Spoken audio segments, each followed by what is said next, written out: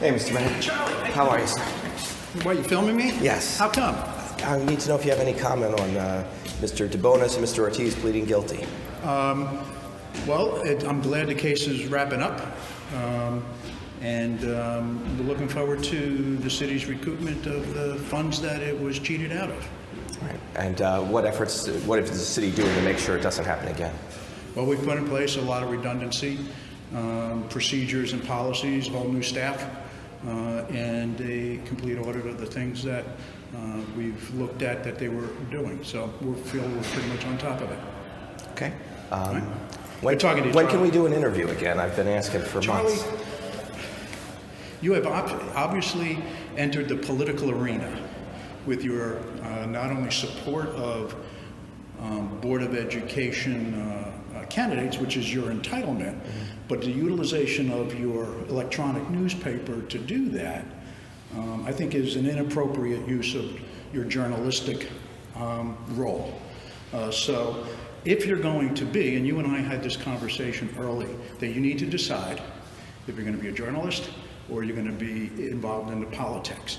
And as I said to you, you're welcome to do any of those things, but you can't do them both in a journalistic effort. So I don't see sitting down and talking to you in an interview knowing that the vast majority of the articles that you write are biased, prejudiced, and often misleading. Then what's the advantage? What's misleading about our articles? Charlie, I'm not going to take the time to go through it, and you certainly know what it is because you're the author of it. So you know, if you don't know, my talking to you about it isn't going to change your mind or change your efforts. Okay, well, just so you know, I try to educate the public. That's the reason I do this. Well, you try to persuade the public for your own agenda. And that's different. Informing the public is one thing because you only inform them about things you choose to inform them about. So you're very select in the articles that you write. Do you have any ideas just for like us? when you were talking about your school board candidates. You know, you were quick to point out what you perceived to be the shortcomings of the candidates that were the incumbents, but nevertheless, you know, all your candidates were just phenomenal. And that's the type of misleading things that you do.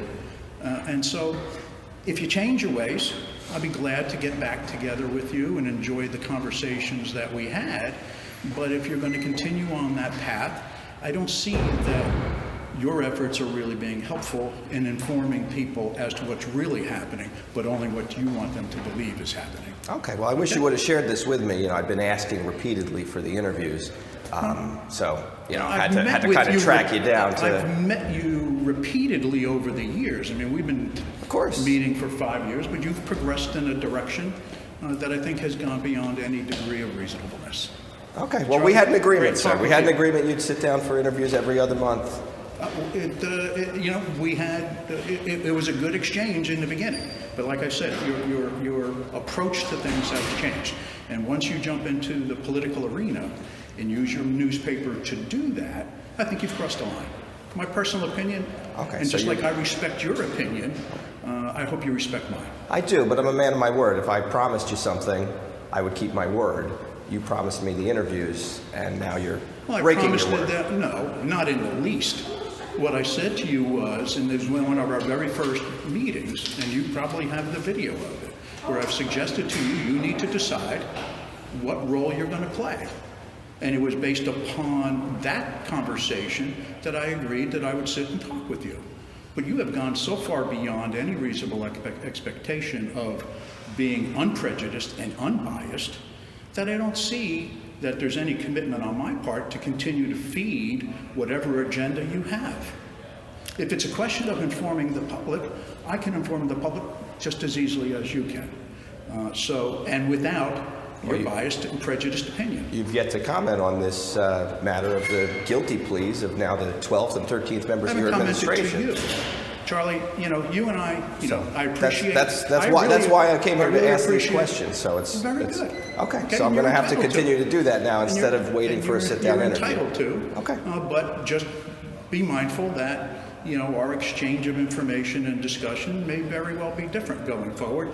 But I encourage you to think about, going back into trying to be somewhat of a journalist so that the truth and the facts and the accuracy of them are actually portrayed so that people are truly informed and not misled. Well, I encourage you Thanks, to go back to being Appreciate open and it. honest Have a and great sitting rest down of with the day, it. Charlie. You too, sir.